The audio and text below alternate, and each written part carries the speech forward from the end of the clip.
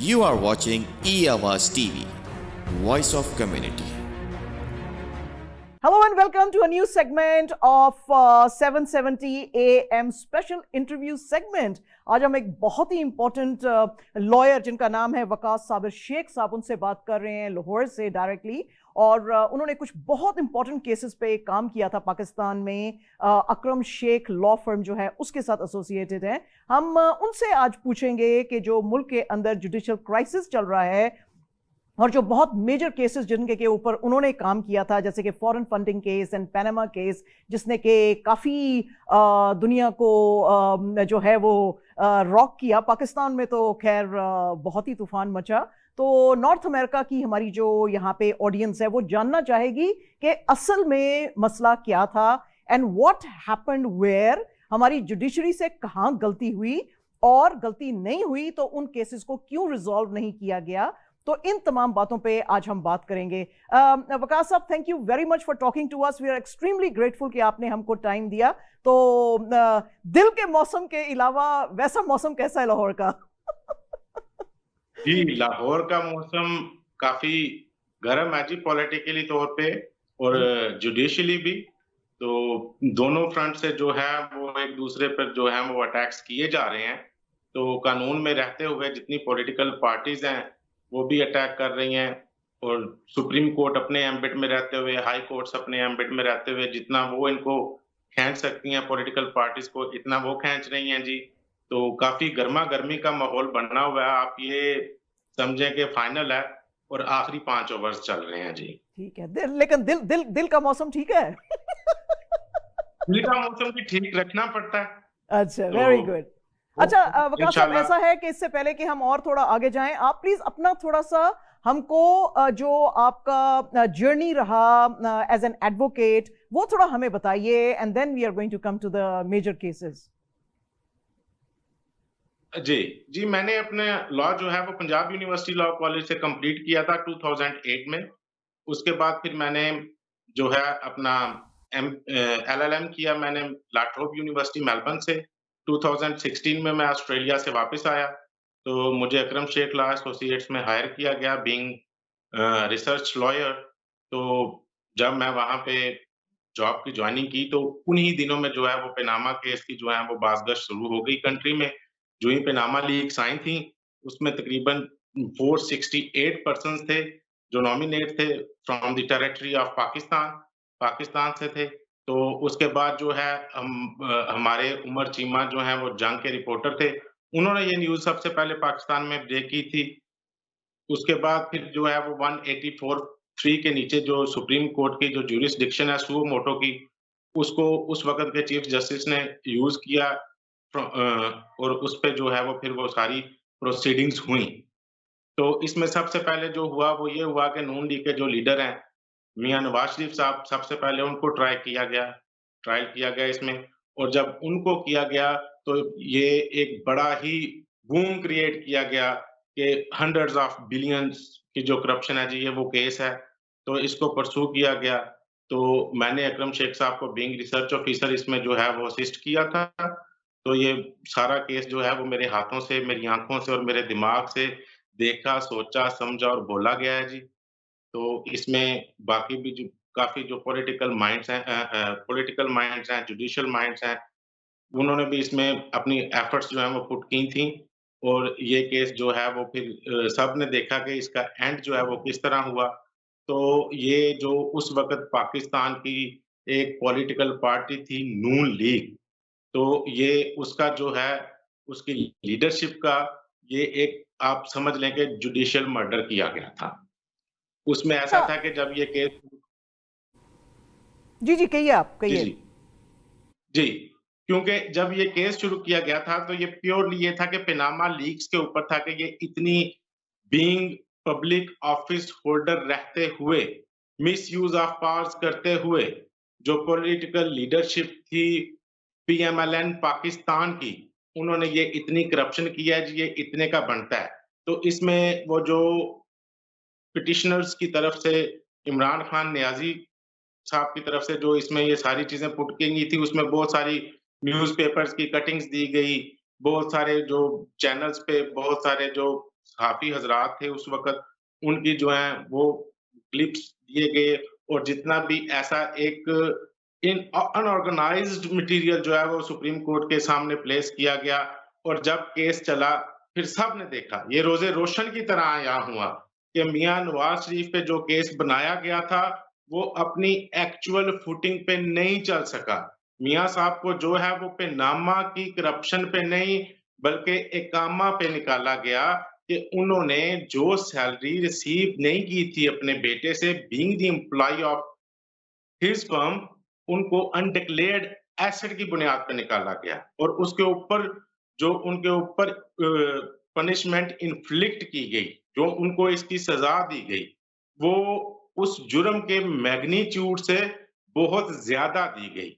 उस वक़्त पाकिस्तान इस फ़ेज़ में था कि इकोनॉमिकली पाकिस्तान टेक ऑफ करने वाला था, जब ये किया गया।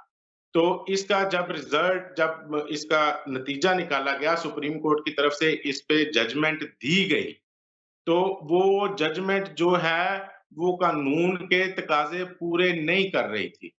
इसको पाकिस्तानी जुडिशरी की तरफ से ज़ुल्फ़िकार अली भुट्टो केस के बाद इसको जो है ये पाकिस्तानी अवाम पे थोपा गया।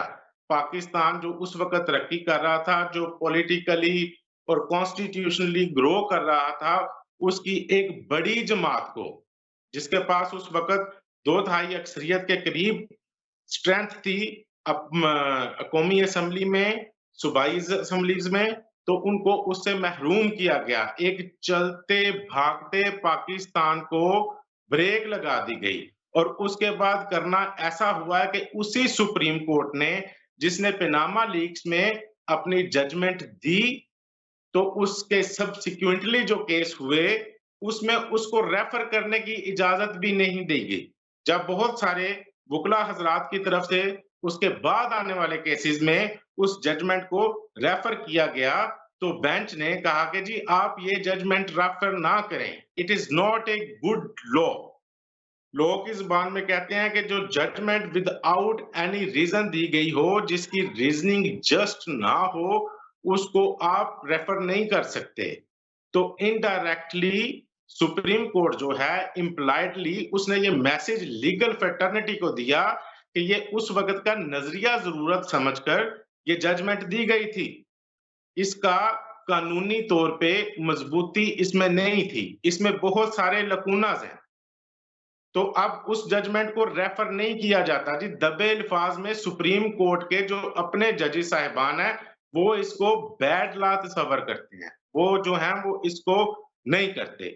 पाकिस्तान की जुडिशरी का अलमिया ये रहा है कि पाकिस्तान की इंसेप्शन के फौरन बाद मौलवी तमीज़ुद्दीन केस आपके सामने है। उस वक़्त अगर सुप्रीम कोर्ट अपना ओरिजिनल काम करती, तो आज हमको ये दिन ना देखना पड़ते जो हम आज देख रहे हैं।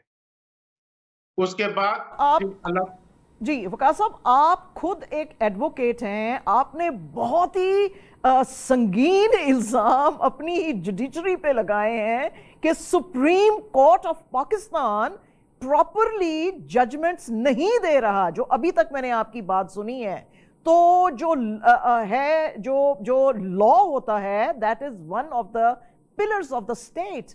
तो अगर एक पिलर जो है वो क्रम्बल करता जा रहा है, तो फिर स्टेट जो है वो कैसे चलेगी? Number one. नंबर टू कि ये पनामा के अंदर सिर्फ जो आपकी बात से मुझे पता चल रहा है कि विक्टिमाइज किया गया शरीफ फैमिली को, और जो बाकी के केसेस थे उनको परस्यू नहीं किया गया, उनको बस निकालने के लिए ये केस यूज किया गया। तो थोड़ा सा इसके ऊपर रोशनी डालिए आप प्लीज। जी, इसमें देखिए कि जब ये पनामा लीक्स आई, तो इसमें अराउंड अबाउट 450 पर्सन्स जो हैं, उनको पनामा में डिक्लेयर किया गया कि they have undeclared money in safe havens at Panama और अदर डिफरेंट कंट्रीज़। उसके बाद नवाज़ शरीफ का केस, पनामा केस आ गया सुप्रीम कोर्ट ने। सुप्रीम कोर्ट ने इसको एडजुडिकेट किया। एडजुडिकेट करने के बाद बाकी के जो 455, 459, 458 जो अशखास बचते हैं, उनके बारे में आज तक ना किसी स्पेशल कोर्ट्स के कोई केसेस सामने आए, ना सुप्रीम कोर्ट ने उस पे काम किया कि आप जो है उस पे काम करते आप कहते कि जी ये शरीफ खानदान के मियाँ नवाज़ शरीफ साहब को हमने पनिश देने के बाद, उनके केस को सॉल्व करने के बाद, उसको सुनने के बाद, प्रॉपर जजमेंट देने के बाद, ये जो बाकी के बंदे हैं जो पब्लिक ऑफिस होल्डर नहीं थे या जो पब्लिक ऑफिस होल्डर थे, उनके केसेस को बाइफरकेट करके ये फलां-फलां ट्राइब्यूनल्स में या फलां-फलां कोर्ट्स में चलाए गए हैं। तो आपको पनामा केस में मियाँ मोहम्मद नवाज़ शरीफ के बाद और कोई ऐसा शख्स नज़र नहीं आएगा, जिसको पनामा केस को बुनियाद बनाकर पनिशमेंट दी हो उसको कानून के मुताबिक सज़ा दी हो, आपको नज़र नहीं आएगा।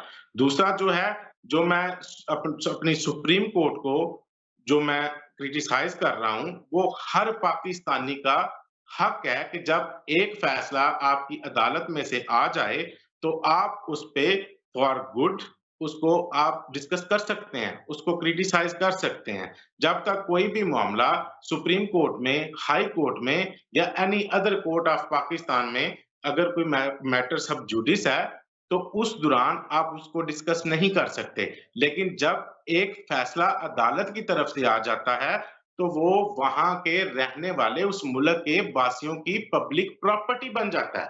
जब कोई चीज़ पब्लिक प्रॉपर्टी बन जाती है, तो उस मुल्क में रहने वाले हर शख्स का ये हक है कि वो उसको डिस्कस कर सके। और ये तो हमारा जो है, ये कॉन्स्टिट्यूशनली भी और कानूनी तौर पे भी ये जजेस हज़रात जो फैसले करते हैं, इनका वेल रीज़न्ड होना ज़रूरी है। जजेस फैक्ट्स अप्लाई किए जाते हैं केसेस पे, उनको उनकी रोशनी में उनको मद्देनज़र रखते हुए हमारे ऑनरेबल जजेस जो हैं, हमारी ऑनरेबल सुप्रीम कोर्ट्स जो हैं, हमारी ऑनरेबल हाई कोर्ट्स जो हैं, वो फिर फैसले सादर फरमाती हैं। लेकिन जब फैसला आ जाता है, तो वो ओपन डिबेट के लिए, हर एक के लिए ओपन होता है कि लोग अपनी समझ, बूझ और जो लोगों ने देखा हो, वो उसके मुताबिक उसको डिस्कस कर सकें, उसको क्रिटिसाइज़ कर सकें। तो पनामा जजमेंट इसलिए क्रिटिसाइज़ होती है कि सुप्रीम कोर्ट के दीगर बेंचेस जो उसके बाद बने या उस तरह के उस नौइयत के केसेस जो सुप्रीम कोर्ट में उसके बाद आए, अगर किसी भी ऑनरेबल लर्नड लॉयर की तरफ से ये पनामा केस जजमेंट रेफर की जाती है, तो ये उसको कंसीडर नहीं किया जाता। जब आप किसी एक जजमेंट को कंसीडर ही नहीं कर रहे और आप दबे अल्फाज में इम्प्लाइडली ये मैसेज दें लर्नड काउंसिल्स को कि this is bad law, this is not for reference, तो इसका मतलब हुआ कि जो फैसला दिया गया उस फैसले में झोल था, जो नजर आ रहा है।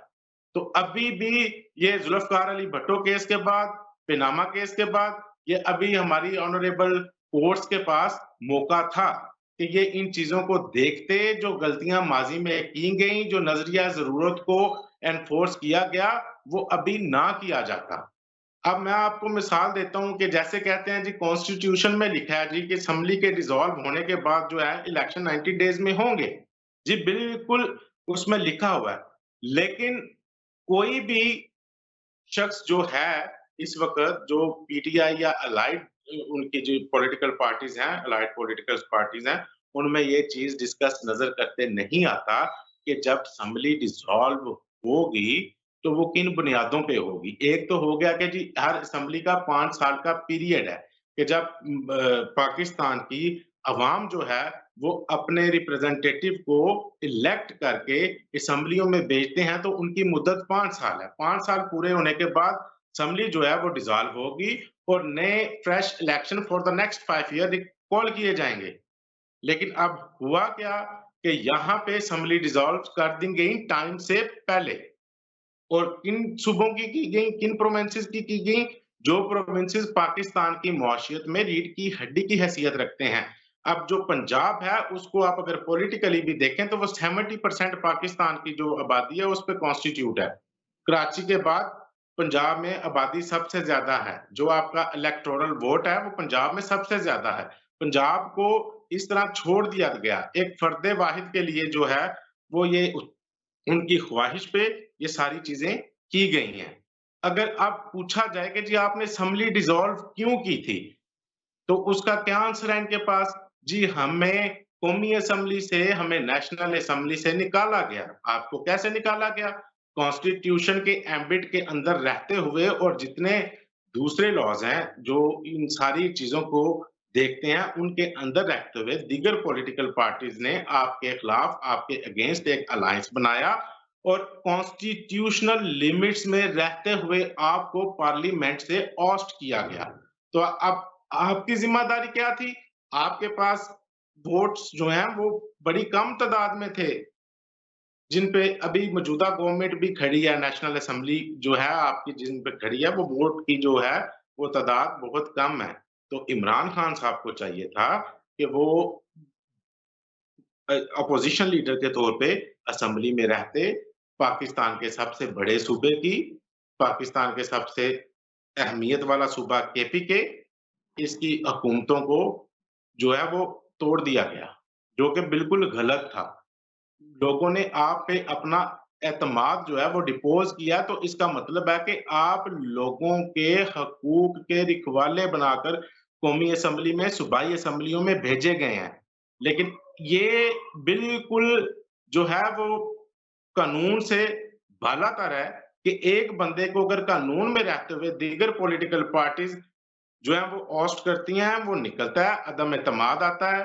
तो अगर उसकी गवर्नमेंट चली जाती है, तो उसको अपनी सीट को बचाने के लिए या दोबारा लेने के लिए पाकिस्तान में इतना जो पॉलिटिकल भूचाल आया हुआ है, इसको नहीं लाना चाहिए था। एमिकेबली वो पंजाब गवर्नमेंट उनके पास थी, अपने पास रखते, केपी के गवर्नमेंट उनके पास थी, केपी के गवर्नमेंट को अपने पास रखते। कौमी असेंबली में अगर आप पीएम नहीं रहे, तो नो वरीज़, आप जो है वो लीडर ऑफ द अपोजिशन बनते, अपोजिशन बेंचेस पे बैठते। ये जो आपको उन्होंने निकाला था, आप वहां बैठ के उनकी पॉलिसीज को देखते, आप पब्लिक इंटरेस्ट को वॉच करते, जो लेजिस्लेशन की गई उनको देखते। इन्होंने क्या किया कि पाकिस्तान की अवाम ने जो पीटीआई के ऊपर अपना एतमाद डिपोज किया था, इन्होंने उसको शटर कर दिया। वकास साहब बिल्कुल ठीक है, हमने भी ये बात बहुत दफ़ा की है कि इमरान खान साहब को जाना नहीं चाहिए था पार्लियामेंट से, एज लीडर ऑफ अपोजिशन बैठना चाहिए था। We have also talked about it several times. अच्छा, ये तो बात हो गई इस तरह से, और आपके जो सवाल हैं जुडिशरी पे वो बिल्कुल ठीक है। हमने तो खुद देखा है कि साकिब निसार साहब, भाई आप अपनी जुडिशरी के अंदर रिफॉर्म्स लाएं, आप जाके कहाँ डैम फंड जो है वो जमा कर रहे हैं, और आप कहाँ जाके वो एक स्पेशलिटी हॉस्पिटल जो टॉप जो डॉक्टर्स हैं नॉर्थ अमेरिका से, उन्होंने जाके वहाँ पे लाहौर में खोला और उसको जाके आप शट डाउन कर रहे हैं। कहाँ पे आपको इतने बड़े जो स्पेशलिटी जो ट्रीटमेंट्स हैं वो फ्री मिलते हैं। अब आप पाकिस्तान में लोग कह सकते हैं ओ जी there is free health care in Canada. No, there is no free health care in Canada. यहाँ पे हमसे 40% टैक्स लिया जाता है, और वो टैक्स यूज किया जाता है हमको हेल्थ सर्विसेज और बाकी सर्विसेज देने का। Okay, that's besides the point now. हम थैंक यू वेरी मच, आपने ये सारी चीज बहुत अच्छे से एक्सप्लेन की। हमको बताइए कि ये जो फॉरेन फंडिंग केस भी आया था और उसके ऊपर भी आपने बहुत क्लोजली काम किया था, उसके ऊपर जरा थोड़ी सी रोशनी डालिए और हमें बताइए कि क्यों उस पर इतना शोर मचा। क्योंकि हम यहाँ पे नॉर्थ अमेरिका में भी देखते हैं, यहाँ पे यूएसए में भी, कनाडा में भी, कि पॉलिटिकल पार्टीज फंडिंग जमा करती है। क्योंकि अगर फंड्स ना जमा किए जाएं, और वो फंड्स कहीं से भी आ सकते हैं, आई मीन जरूरी नहीं है कि वो इलीगली हों, लोग जो एंथुजियास्ट्स हैं, जो उस पार्टी की लेगेसी को या उसकी फिलॉसफी को पसंद करते हैं, वो पैसे देते हैं, और उन्हीं पैसों के ऊपर जो है पॉलिटिकल पार्टीज चलती हैं। तो ये इमरान खान के ऊपर जो है इतना बड़ा ये क्यों आया फॉरेन फंडिंग का, और सिर्फ उसी पार्टी पे, पीटीआई पे स्पेसिफिकली क्यों आया? पिछले 70 इयर्स में क्या कोई दूसरी पॉलिटिकल पार्टी ने बाहर से पैसे ओवरसीज पाकिस्तानी से जनरेट नहीं किए थे? तो जरा थोड़ा सा प्लीज इसके बारे में भी बताइए। जी, इसमें जो है वो इसमें इंटरनेशनल लॉ भी जो है उसका भी कंसर्न है। इसमें जो पाकिस्तानी लॉज हैं पॉलिटिकल पार्टीज को लेके, उनका भी है। तो इसमें सबसे पहले ये है कि अमेरिका में एक कानून है फारा। फारा का जी ये एब्रीविएशन है, foreign agent regulation act, America में। यानी कि जो political party outside of the America अपनी पॉलिटिकल एक्टिविटीज के लिए अमेरिका में रजिस्टर्ड हुई है, वो इस फारा कानून के तहत जो है वो वहां पे अपना बोर्ड ऑफ गवर्नर्स जो हैं, या जो उनकी एक जो पूरी बनती है फॉर्मेशन होएगी उसकी पार्टी की, तो उसमें वो सारा बताएंगे जी कि इसमें हम ऐसे फंड जनरेट करेंगे, ऐसे फंडिंग लेंगे, इसको ऐसे बेचेंगे। तो उस फारा में जो रेगुलेशंस हैं, जो उसके रूल्स हैं, उसमें ये बात थी कि अमेरिका से जो पैसा पीटीआई इकट्ठा करेगी या कोई भी दूसरी जमात इकट्ठा करती है, तो वो सालाना जो है ना जी एनुअली, वो उसकी रिपोर्ट्स जो हैं, वो कंसर्न अथॉरिटी एट अमेरिका में जमा करवाएँगी। अब आप ले चलते हैं जी 2016-17 में, 18 में, तो ये जो इनकी रजिस्ट्रेशन पीटीआई की अमेरिका में हुई, ये बैक देन 2009-8 में हुई। तो उसके बाद जो है वो पीटीआई के नाम पे इनकी एक्टिविटीज़ पे और डिफरेंट जो इनके प्रोजेक्ट्स थे, आप उसको सोलो प्रोजेक्ट्स ले लें इमरान खान के या पीटीआई के जो थे जैसे शौकत खानम है या डिफरेंट एजुकेशनल इंस्टीट्यूशंस जो हैं वो ओपन किए गए विद पब्लिक मनी, तो उसके लिए पैसा इकट्ठा किया गया।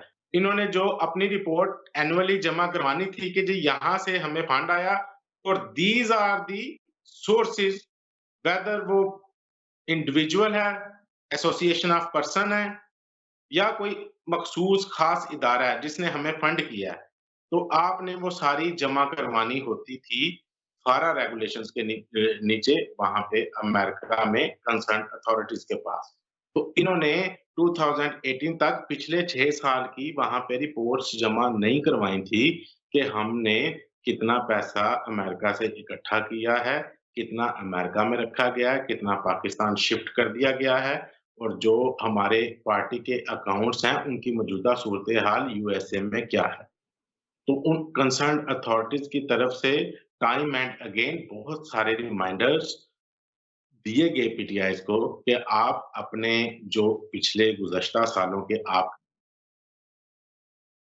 जो फंड दिए गए हैं, वो आप हमें जमा करवाएँ, उनकी तफ़सील दें कि आपके डोनर्स कौन थे, किसने कितना पैसा दिया, कब दिया, कैसे दिया, वो पैसा अमेरिका में मौजूद है या आपने बाहर भेज दिया है, कितना दिया है, तो वो इनकी तरफ से जमा नहीं करवाएँगे। इसके बाद इसी तरह होता है कि पाकिस्तान पॉलिटिकल ऑर्डर है जी, पीपीओ उसको बोलते हैं, तो उसमें भी जो है वो आपने इलेक्शन कमीशन ऑफ पाकिस्तान में बीइंग पाकिस्तानी पॉलिटिकल पार्टी आप पाकिस्तान में जो अपनी पॉलिटिकल एक्टिविटीज़ जो हैं वो कैरी ऑन करते हैं फंड रेज़िंग के लिए, तो उसमें भी जो आपने अपने सालाना एनुअल अकाउंट्स होते हैं, उनकी रिपोर्ट जो है वो इलेक्शन कमीशन ऑफ पाकिस्तान में जमा करवानी होती है कि जी ये जो फंड हैं ये फाइनेंशियल ईयर में जो है ये इकट्ठे किए गए थे, यहाँ पे ये इस्तेमाल हुए, इतने हमारे पास हैं, ये इनका सोर्स है, ये डोनर्स हैं।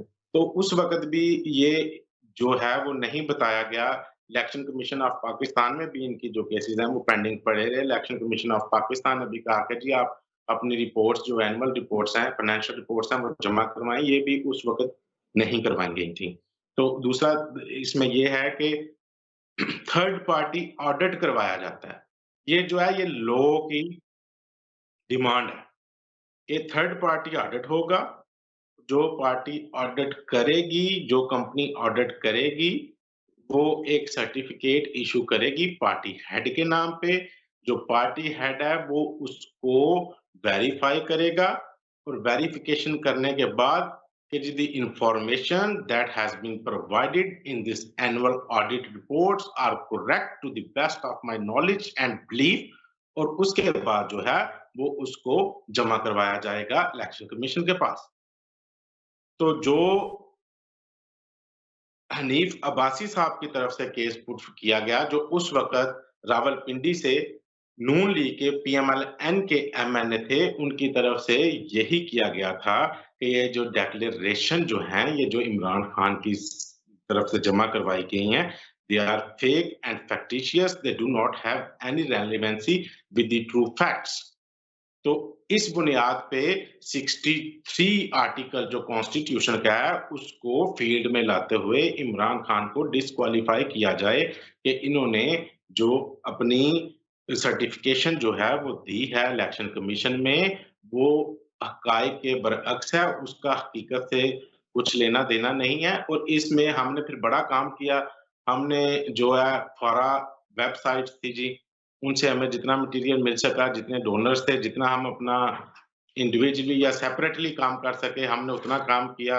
वो डोनर्स को जो है, वो देखा कि कौन है और जो उस वक़्त तक जो अमेरिका में भी लिस्टें जमा करवाई गई थी, उनमें भी जो है वो काफ़ी झोल था, बड़े लकूनास थे। अगर किसी बंदे का मोबाइल नंबर दिया गया तो उसका एड्रेस नहीं था। अगर एड्रेस दिया गया है तो उसका बताया नहीं गया कि ये इंडिविजुअल में दिया गया है, एसोसिएशन ऑफ पर्सन्स है, कंपनी है, फर्म है, क्या चीज़ें हैं।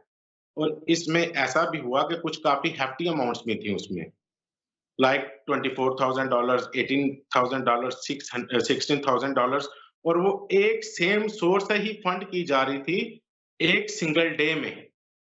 तो जब हमने उसमें देखा तो इसमें भी ये आया कि ये जो लिस्टें हैं, ये प्रिपेयर की गई हैं आफ्टर थॉट्स में। ये जो है डे टू डे इसकी प्रोसीडिंग्स जो है या डे टू डे इसका जो अकाउंट है वो मेंटेन नहीं किया गया। जब ये कानून की ज़द में आए उस वक़्त इन्होंने ये प्रिपेयर की और जब ये प्रिपेयर की गई तो ये कानून के मुताबिक प्रिपेयर ना हो सकी। तो इन तमाम चीज़ों को बुनियाद बनाकर मेरे सीनियर्स हैं जी, मेरे उस्ताद हैं, उन्होंने ऑनरेबल अकरम शेख साहब, तो उन्होंने ये केस जो है वो सुप्रीम कोर्ट में फाइल किया। तो इसको भी सर्द खाने में ही लगा दिया गया, इसके ऊपर भी प्रॉपर नहीं किया गया। ये सिर्फ़ पीटीआई की हद तक नहीं है, ये तमाम पॉलिटिकल पार्टीज़ जो हैं, पाकिस्तान पीपल पार्टी है, पाकिस्तान मुस्लिम लीग कॉफ है, उसके बाद एएनपी है, बीएनपी है, जितनी भी छोटी-बड़ी पॉलिटिकल पार्टीज़ जो इस वक़्त पाकिस्तान में हैं, उनमें ये सारों में ऐसा है कि इलेक्शन कमीशन पाकिस्तान में इतना एम्पावर नहीं है एज़ कंपेयर टू इंडिया कि जो ये पॉलिटिकल पार्टी से सारी पूछ-गीछ कर सके। हमें इस वक़्त जो सबसे ज़्यादा चीज़ की ज़रूरत है वो ये है कि हमें अपने इलेक्शन कमीशन को ऑटोनमस बॉडी तो वो है, लेकिन ऑटोनमस बॉडी वो सिर्फ़ कानून की किताबों की हद तक है, उसको रियल ऑटोनॉमी जो है वो नहीं देगी। इलेक्शन कमीशन का काम है पाकिस्तान में फ्री फेयर इलेक्शन करवाना, लेकिन इलेक्शन कमीशन कभी भी इस एक्सरसाइज में कामयाब नहीं हुआ। अगर आप जितने भी इलेक्शंस हुए हैं 2013 का इलेक्शन देख लें, 18 का इलेक्शन देख लें, 2008 का इलेक्शन देख लें, तो किसी इलेक्शन को कहा जाता है जी ये आरओज़ के इलेक्शन है, किसी को कहा जाता है कि जी इसमें वो जो सिस्टम बनाया गया था जी उसका फेलियर हो गया, वो इमरान खान को आगे लाके किया गया। तो ये सिर्फ़ इसलिए है कि हमारी हुकूमतों की तरफ से इलेक्शन कमीशन को मुकम्मल तौर पर आज़ाद नहीं किया जा रहा। और जब तक पाकिस्तान आपने बहुत अच्छे पॉइंट्स दिए और ये भी आपने बड़े एलिगेशंस लगा दिए हैं इलेक्शन कमीशन पे भी कि वो फ्री और फेयर इलेक्शंस नहीं कराते हैं। So that is your other very very big allegation, हम अगर कह सकते हैं इसको, या आप समझते हैं अकॉर्डिंगली, तो हम जो है इस चीज़ को अब क्या कह सकते हैं इसके बारे में। अगर वो फ्री और फेयर इलेक्शंस नहीं करा रहे हैं, उनको किन का डर है, कौन लोग उनको प्रेशराइज कर रहे हैं कि वो फ्री एंड फेयर इलेक्शंस ना कराएं, that also is a question, but we are going to talk about this some other day. इस वक्त आप देखिए कि हम जो आखिरी क्वेश्चन बिल्कुल आपसे पूछना चाहते हैं कि जो सुप्रीम कोर्ट के अंदर जो बहुत सारी डिविजन्स आ गए हैं, बहुत सारे सेगमेंट्स बन गए हैं, और उसकी वजह से भी जो जुडिशियल प्रोसीडिंग्स हैं वो बहुत ज़्यादा सफ़र कर रही हैं, तो आपको नहीं लगता है कि इनमें रिफॉर्म्स की ज़रूरत है? नंबर वन, वो रिफॉर्म्स जो है कौन लेके आएगा? चीफ जस्टिसेस जो हैं उनका मुल्क में क्या रोल होना चाहिए है?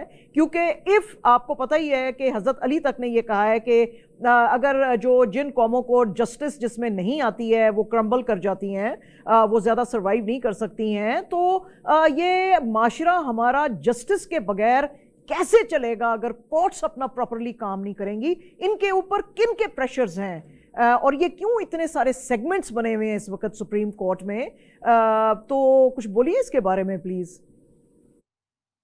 जी श्योर, इसमें देखें जी, जितने भी हमारे ऑनरेबल जजेस जो हैं वो सुप्रीम कोर्ट में इस वक्त जो अपनी ड्यूटीज सर अंजाम दे रहे हैं वो सारी कॉन्स्टिट्यूशनल पोस्ट पोस्ट पे हैं, तो वो एक तरीकाकार के मुताबिक आते हैं।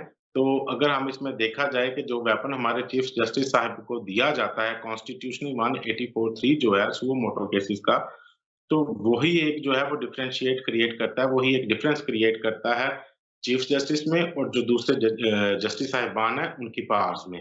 अदरवाइज़ जो है वो एडमिनिस्ट्रेटिव इख्तियारात जो हैं वो चीफ जस्टिस साहब के पास होते हैं, जैसे फॉर्मेशन ऑफ बेंचेस होती है फॉर डिफरेंट केसेस। कॉन्स्टिट्यूशनली जो है वो उसकी तादाद केसेस के लिए अलहदा होती है, जो दूसरे केसेस हैं उनके लिए अलहदा होती है। लेकिन आप एक पिछले 7-8 माह से जो एडमिनिस्ट्रेटिव इख्तियार जो है वो चीफ जस्टिस साहिब को दिया गया है, अगर आप उसको देखें तो आपको उसमें बहुत सारी चीज़ें मिल जाएँगी। आप अगर पाकिस्तान सुप्रीम कोर्ट की वेबसाइट पे जाएँ तो आपको वहाँ पे देखने में बहुत सामने आपको हर चीज़ नज़र आ जाएगी कि जो बेंच फॉर्मेशन की गई है इस वक़्त जो की जा रही है, जो पॉलिटिकल केसेस को लेके बेंचेस की तश्कील हो रही है, वो उनमें सर्टेन जस्टिस साहिबान को जो है ना जी, वही बेंच का हिस्सा बनाया जा रहा है और जो दूसरे हमारे जजेस साहिबान हैं, जो जस्टिस साहिबान हैं, उनको उसमें शामिल नहीं किया जा रहा। इसमें कोई डाउट नहीं है, कर रहा है इसमें ये किसी वकास साहब, ये कौन कर रहा है, ये कौन कर रहा है इस वक्त? क्योंकि इस वक्त तो आपकी फेवरेट गवर्नमेंट है ना एट द हेल्म, तो ये कौन कर रहा है, फेवरेटिज्म कौन शो कर रहा है आपकी जुडिशरी में? देखें जी, ये कुछ चीज़ें होती हैं जो वक़्त के बाद यहाँ होती हैं। कुछ चीज़ों का टाइम होता है कि वो जो है वक़्त के बाद अवाम को देखने को मिलती हैं। अभी तो जो है कयास-राहें ही होती हैं कि ऐसा हो गया, वैसा हो गया। ये कभी वक़्त आएगा, हमारे जो मौजूदा चीफ़ जस्टिस हैं, ये जब अपने मुद्दत कंप्लीट करने के बाद आएँगे, पब्लिक में आएँगे, अपनी दोबारा से प्रैक्टिस शुरू करेंगे या नहीं करेंगे, लेकिन जब उनसे ये चीफ जस्टिस जो है उनका ओहदा वो खत्म हो जाएगा, उसके बाद ही वो खुद ही बता सकेंगे कि जो फॉर्मेशन ऑफ बेंचेस इस तरीके से की जा रही है, उसके पीछे क्या राज़ कार फरमा था कि बहुत सारी एक जो certain number of honourable justices हैं, उनको इस पॉलिटिकल जो टर्मॉइल अभी चल रहा है, इसकी जो बेंच फॉर्मेशन की जा रही है, उसमें शामिल क्यों नहीं किया जा रहा? तो कुछ सवालों के जवाब जो है वो इंसान खुद देने की बजाय जो वक़्त है वो बेहतर दे सकता है जी।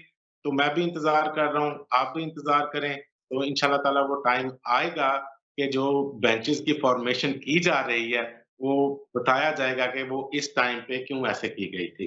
रिफॉर्म्स की जरूरत है सर, बस एब्सोल्युटली माय लास्ट क्वेश्चन, जी, कौन जी, लेकर आएगा? रिफ़ॉर्म्स की तो अच्छा ज़रूरत है। अभी जो पाकिस्तान बार काउंसिल की तरफ से जो है वो लाए गए थे जी रिफ़ॉर्म्स जो हैं वो लॉयर्स रिफ़ॉर्म्स कमिटीज़ बनती हैं हमारी हाई कोर्ट लेवल्स पे।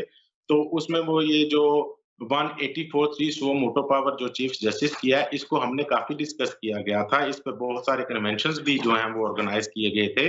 बहुत सारी कॉन्फ्रेंसेस भी हुई थी लॉयर्स की विद इन द कंट्री। तो उसमें ये किया गया था कि ये जो पावर है इसको बहुत लेविशली यूज़ किया जाता है। बहुत सारे हमारे चीफ जस्टिस साहिबान हैं वो पीछे रहते हैं, इसको यूज़ नहीं करते और बहुत सारे ऐसे हैं वो इसको इतना लेविशली यूज़ करते हैं कि इसकी जो इम्पोर्टेंस है वो खत्म हो जाती है। ये होता है for the cases of public importance जिसमें मुफ़ादे आमा का जो है, जिसमें पब्लिक का, अवाम पाकिस्तान का मुफ़ाद जो है उसको खतरे लाहक हो जाएँ, तो फिर इसको यूज़ किया जाता है कि मुल्क में अमन-ए-अमा कायम किया जाए या मुल्क में नाइंसाफ़ी ना हो, मुकम्मल जस्टिस के लिए फॉर द कंप्लीट जस्टिस इसको जो है वो फ़ील्ड में लाया जाता है। तो जैसे आपने पहले फरमाया कि साकिब निसार साहब ने इसको बहुत लेविशली यूज़ किया, बहुत लेविशली। उन्होंने उसमें ऐसा किया कि उन्होंने हमारी एक कराची की एक्ट्रेस हैं जी, उनसे अगर कस्टम वालों ने या शायद लोकल पुलिस ने उनसे अल्कोहल की कुछ बॉटल्स जो हैं, वो बरामद हुई थी। तो उसमें chief justice of Pakistan Saqib Nisar साहब ने सू मोटो केस बना के उसमें नोटिस ले लिया, जो कि मैं समझता हूँ कि पाकिस्तान की अदलिया में इससे ज़्यादा आप फ्लरिश जो है वो नहीं देख सकते कि मतलब है कि चीफ जस्टिस साहब ने इसको कैसे यूज़ किया। ये मिसयूज़ ऑफ पावर्स में आ गया। जब इस केस सर्टेन केस के लिए इस्तेमाल किया गया, तो हम समझते हैं कि 184(3) है कंप्लीट जस्टिस के लिए कि मुल्क में कानून का बोलबाला हो। तो मुल्क में कानून का बोलबाला रखने के लिए इस आर्टिकल को इस्तेमाल किया जाए, इसलिए ये तजवीज़ दी गई कि सू मोटो पावर जो है वो on on his own power chief justice खुद इस्तेमाल ना करे, बल्कि इसमें जो सीनियर कुज़ीन जज होते हैं, जो सेकंड और थर्ड होते हैं, उनको भी शामिल किया जाए। 3 मेंबर का एक बेंच आप कह लें या 3 मेंबर की एक ज्यूरी कह लें वो हो, वो जो केसेस आएँ उनमें जो मेजॉरिटी हो 1-2 का फैसला हो, 2-1 का फैसला हो, उसके मुताबिक 184(3) को इस्तेमाल किया जा सके। अभी ये सुप्रीम कोर्ट रूल्स में भी जो है वो काफ़ी तब्दीलियाँ लाने की ज़रूरत है। तो इंशाअल्लाह ताला होप सो जो पाकिस्तानी लॉयर्स कम्युनिटी है, जो लीगल कम्युनिटी है पाकिस्तान में, हम लोग इस पे ग्रास रूट लेवल पे भी काम कर रहे हैं। इधर लोकल डिस्ट्रिक्ट बार्स में भी और प्रोविंशियल बार्स में भी और हाई कोर्ट बार एसोसिएशंस में भी और पंजाब बार काउंसिल्स में और दीगर बार काउंसिल्स में भी इस चीज़ को डिस्कस किया जा रहा है कि पाकिस्तान में रिफॉर्म्स लाने की ज़रूरत है, अशद ज़रूरत है। थैंक यू वेरी मच जी वकास Tendency साहब, of- thank you very very much for all your time. आज आपने बहुत इंपॉर्टेंट बातें की। मुझे नहीं लग रहा कि अब आपको काम करने दिया जाएगा लाहौर हाई कोर्ट में, जितनी आज आपने क्रिटिसाइज किया है जुडिशरी को, but we just hope and pray कि आपको काम करने दिया जाए। We are going to connect with you once again Waqas साहब। हम और भी कुछ इन बातों पे इनको आगे लेके जाना चाहते हैं और हमारी ऑडियंस जो है वो और भी सुनना चाहेगी कि जुडिशरी अपनी पावर को कैसे मिसयूज पाकिस्तान में कर रही है या कि सही फैसले नहीं दे रही है। Being a pillar of state, जो कि उसको बहुत ही अपराइट होना चाहिए, तो उसके अंदर बहुत सारे झोल और प्रॉब्लम्स हैं और केसेस जो है उनको रिजॉल्व करने की तरफ नहीं लेके जाया जाता। तो we definitely have to connect with you once again, but for now thank you very much for your comments and for your time. Thank you so very much. Have a nice day. You too. Bye bye. Bye. You are watching eAwaaz TV, Voice of Community.